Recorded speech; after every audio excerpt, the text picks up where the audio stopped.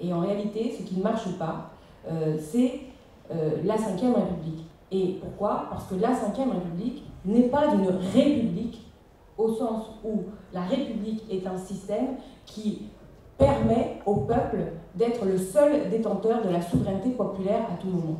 Il y a une apparence de démocratie, mais en réalité, ça n'est pas la réalité. Vous avez parlé, non, Emmanuel, Ahmed, François, vous avez parlé de 2005, du traité constitutionnel européen. Bon, on a voté, il y a eu une grande participation à cette élection-là. Les Français ont voté non au traité constitutionnel européen. On peut en penser ce qu'on en veut, mais la réalité, c'est que le président, tout simplement, a décidé de s'asseoir sur ce vote-là. Une des raisons pour lesquelles, je pense, François Hollande a été élu, en grande partie, ça a été le grand mouvement des retraites de 2010 contre Nicolas Sarkozy.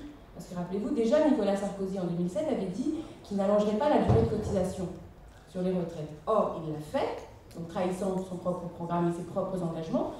On a eu un énorme mouvement, 3 millions de personnes dans la rue en 2010. On peut penser légitimement que ces personnes-là sont allées voter contre Nicolas Sarkozy. Donc, quelque part, ont permis l'élection de François Hollande.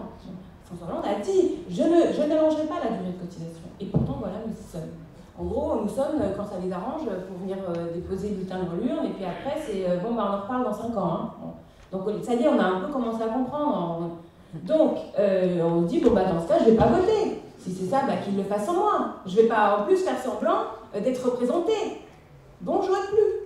Parce que, effectivement, pour mettre en place des politiques de rigueur qui sont si contradictoires avec les intérêts des gens, bah, il faut les mettre en place avec des systèmes autoritaires. Il nous faut donc une 6e République. Mais alors, qui est légitime pour faire la nouvelle règle du jeu? Est-ce que c'est un comité de sages?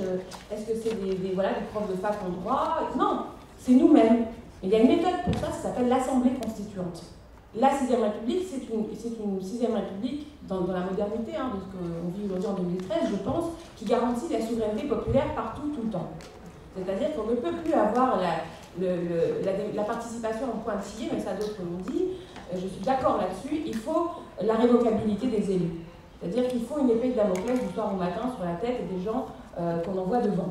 Mais il faut authentiquement qu'on ait, nous les citoyens, cette corde de rappel en permanence vis-à-vis des élus, parce que sans quoi le système actuel va perdurer. Le système actuel, c'est quoi? C'est que tous les élus, y compris là, ceux qui sont élus dans un océan d'abstention, sont convaincus qu'ils ont la légitimité du peuple.